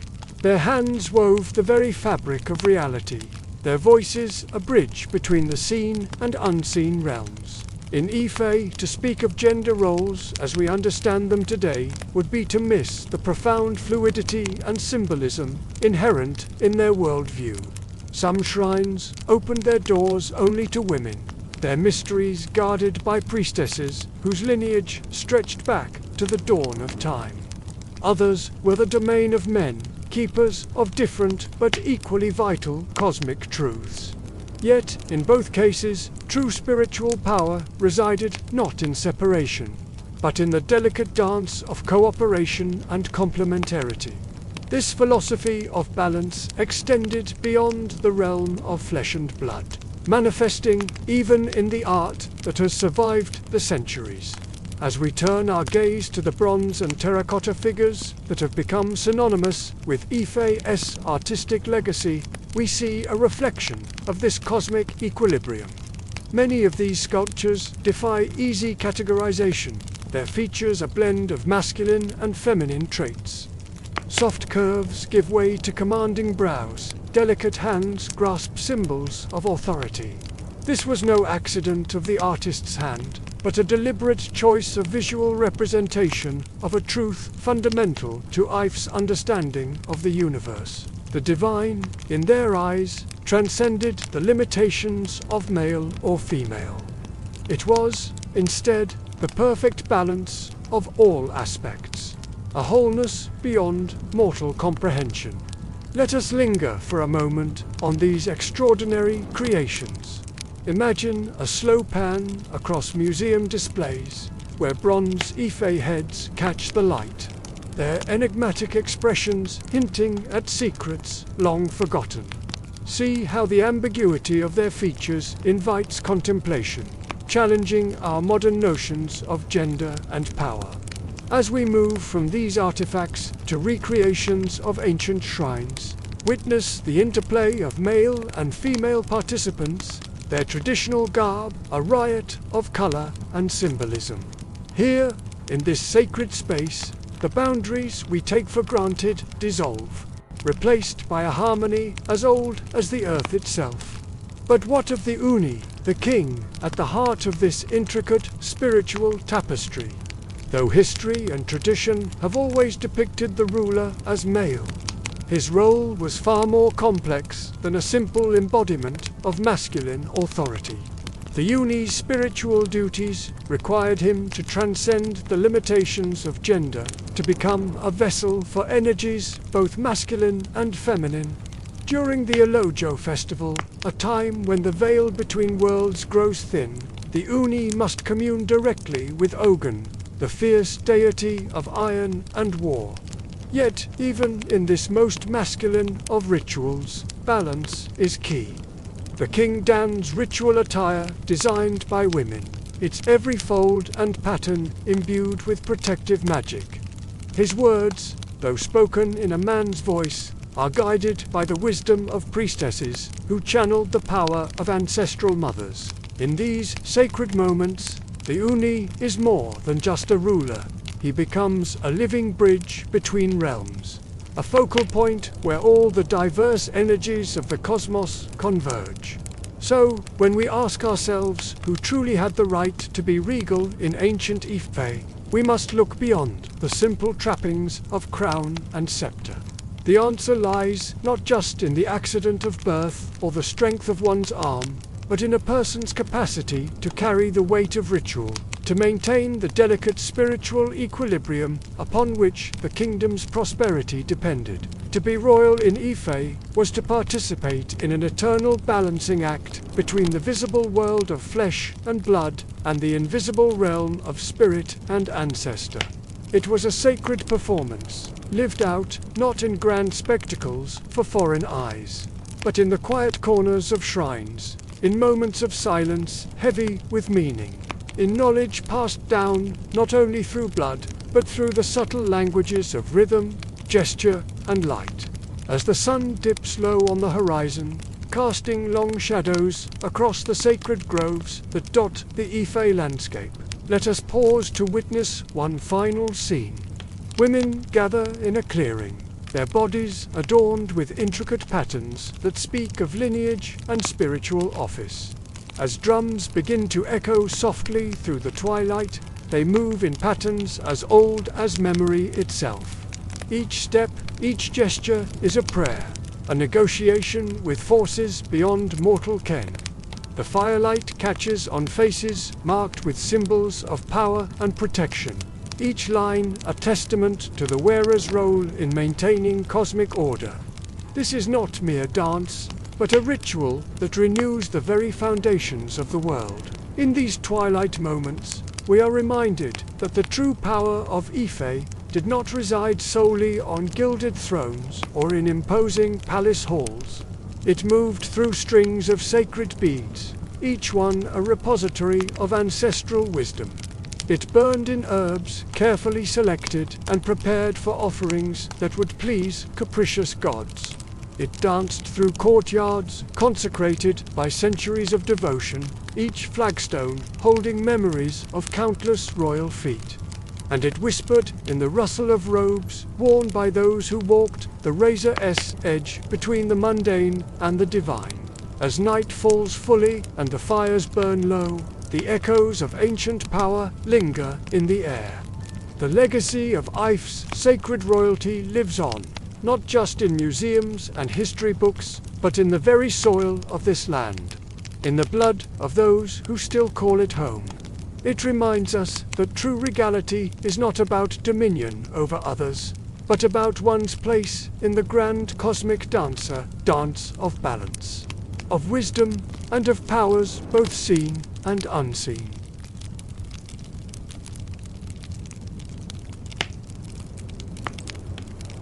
As the palace courtyards quieted after ceremony, and the sacred drums faded into memory, life outside those walls pulsed with a different kind of rhythm. Ife's grandeur did not end at the steps of the Uni's compound. It extended quietly but profoundly into the homes of blacksmiths, potters, beadworkers, and farmers. Their tools, like the royal crown, carried memory. Their hands, like those of priests, shaped the sacred. In the outskirts of Ife, far from the marble shrines and copper gates, men and women worked earth and fire into instruments of survival and spirit. A young bronze caster may never have entered the royal audience hall, but he shaped the face of the Uni into metal. A female potter may never have worn a beaded veil, but she made the vessels that held libations for the gods.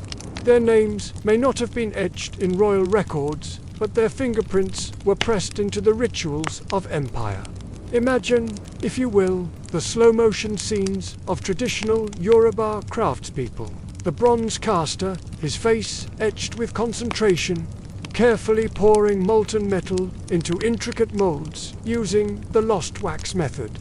Nearby, skilled hands thread glass and stone beads onto delicate strings, creating patterns that tell stories older than the city itself. Women sit in circles, their fingers deftly shaping clay into pots, their movements a dance passed down through generations. As they work, they paint tribal patterns onto the smooth surfaces, each line a whisper of ancestral wisdom. In this tableau of creation, dust swirls in shafts of sunlight, and the glow of forge fires casts long shadows. There is dignity here, in the sweat-streaked brows and calloused palms. These artisans may work far from the palace, but their creations are no less royal, no less sacred. In this way, Ife's legacy was not centralized, it was fractal. A single symbol in the palace reappeared in a child's necklace. The crown's pattern could be echoed in the floor mat of a trader's hut. Even spiritual ideas were distributed. Villagers kept private shrines with miniature terracotta figures that mirrored the grander idols of public temples. The sacred was both monumental and intimate. This decentralized sacredness is why Ife's influence stretched far beyond its territory. Traders, pilgrims, and griots carried its stories across the Niger and into the Sahel. Some carried bronze heads to foreign courts, these masterpieces of metallurgy becoming silent ambassadors of Ife's artistry. Others took ideas like the balance of visible and invisible realms, or the layered meanings of gender, ritual, and power. These concepts traveled light as whispers, but landed with the weight of revelation. Over time, these ideas influenced other Yoruba city-states like Oyo, Ijebu, and Egba. Each adopted and adapted Ife's cultural innovations, creating a tapestry of interconnected yet distinct societies. And further still into Benin, whose royal bronze tradition would later astonish the world, its roots tracing back to the forges of Ife. Picture an animated historical map, lines of gold tracing trade routes from Ife outward. These paths wind through dense forests and across wide savannas, connecting Ife to Benin, Oyo, and beyond. Interspersed with this map, we see reenactments of travelers. A merchant carefully wraps a small bronze head in cloth, tucking it into his pack. A griot practices a new tale as he walks, his words carrying the essence of Ife to distant ears. A pilgrim clutches a string of sacred beads, each one a connection to the spiritual heart of Ife. Even today, the echoes remain. The art world still marvels at Ife's realism, its bronze heads challenging long-held assumptions about African art. Historians still debate how such mastery was achieved without outside influence when, in truth, the answer lies not in imitation but in devotion. The face carved in bronze was not just a face, it was memory. It was cosmology. It was a claim. We were always more than what they said we were. This devotion was not confined to the artist's hand. It lived in the rituals of daily life, in the way a farmer might pause to pour a libation before tilling the earth. It resided in the careful arrangement of household shrines, where the spirits of ancestors were as present as the living. The bronze heads, impressive as they are, were but one expression of a culture that saw the sacred in the curve of a calabash, in the fall of kola nuts, in the flight of a bird across the morning sky.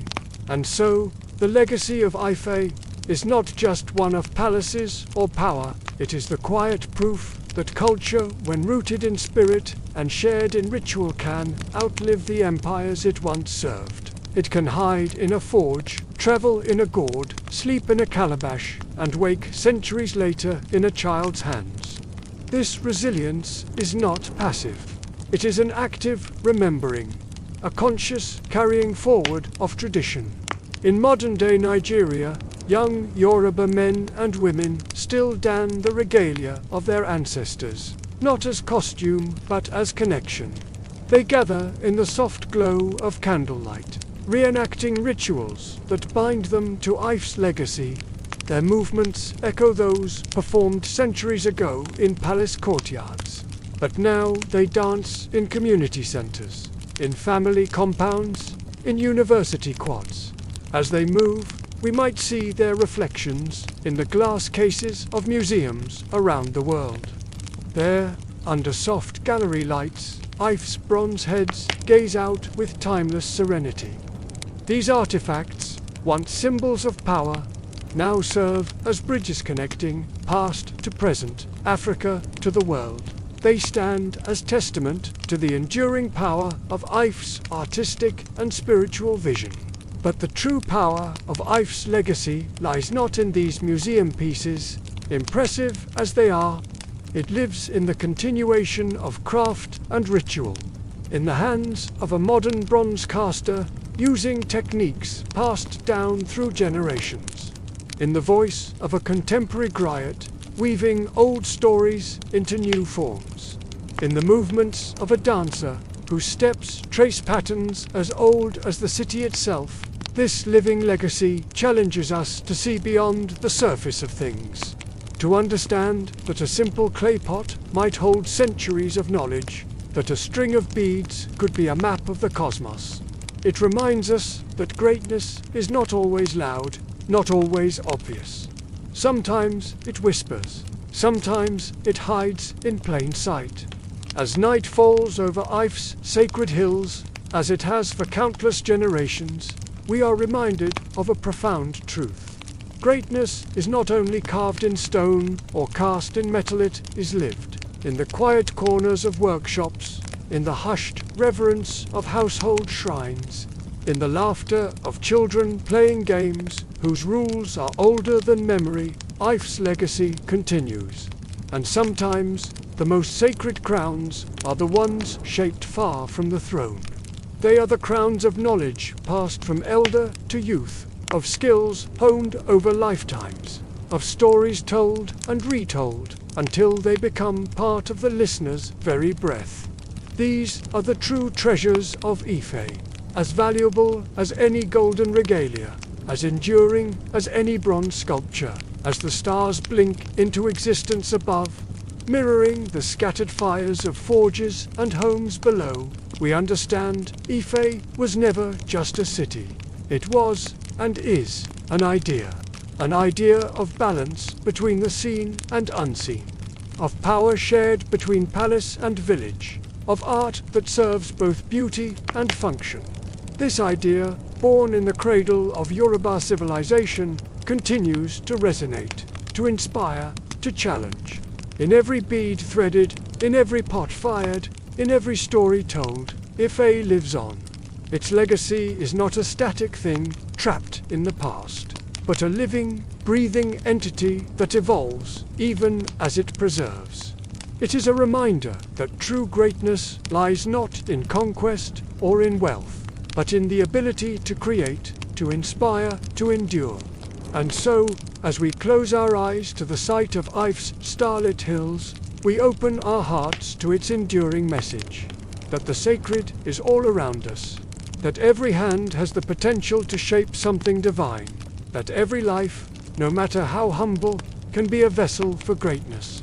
This is the true crown of Ife, and it rests upon us all. And so our evening comes to its end. The bronze glows softer now beneath the light of 1,000 imagined moons. The last fire crackles softly beneath memories of a day begun in sacred groves, carried into royal workshops, across cosmological timelines, and into the hands of artisans who built an empire's soul. And now, under the quiet hush of this final breath, we return you gently to your resting place with dreams etched in Ife bronze. For tonight, what you've heard is not just history, it is echo. An echo of laughter from behind closed palace doors when the Uni was still a boy playing amongst the priests. An echo of the hammer against metal in the middle of the night, as a sculptor whispered prayers to Ogun, an echo of a mother's song to her child, reminding her that even without a crown, she was born of kings. The Ife bronze tradition was never just about beauty. It was testimony, delicate proof that African hands had already mastered the eternal before colonizers set foot on these shores, before museums locked our faces behind glass. We had already told the world who we were, not with words, but with silence cast in copper. And now, here you are, gazing at the very echoes of your ancestors. See how they made their marks on time, enduring centuries because someone somewhere sang a song, or raised a hammer, or dipped a ladle into molten gold. Because somebody somewhere said, no, this is not just metal. This is memory. Ife bronze invites us to remember that our past is never really past. It lives inside us, outside us, all around us. And sometimes all we have to do is listen closely enough to hear the echoes of our ancestors speaking to us across the ages. So turn your face to the moon tonight and let the silver light remind you of the quiet strength in your bloodline. When the world tells you that your history began with a king, point to the sky and say, no, my history began with the stars. When they tell you that your culture was handed down from the desert, point to your hands and say, no, my culture was forged in fire. When they say your people were molded by colonialism, point to your heart and whisper, no, my soul was cast in Ife bronze. Tonight, you witnessed how power once flowed not from conquest, but from cosmic order. How creation myths were not just stories, but living philosophies poured into clay, cast into metal, and danced into ritual. You saw how a civilization could balance royalty with reverence, art with ancestry, form with spirit. So let this be your lullaby, that beneath every mask is memory, that even in sleep you carry the wisdom of forgers and philosophers, that you, too, are shaped by something sacred. Rest now. Let the hush of Ife bronze lull you into dreams. Let the ancestral drumbeat slow in your chest. Let the earth cradle you like the red soil that once held kings. You are under the baobab skies, and as the fire fades, we leave you in peace.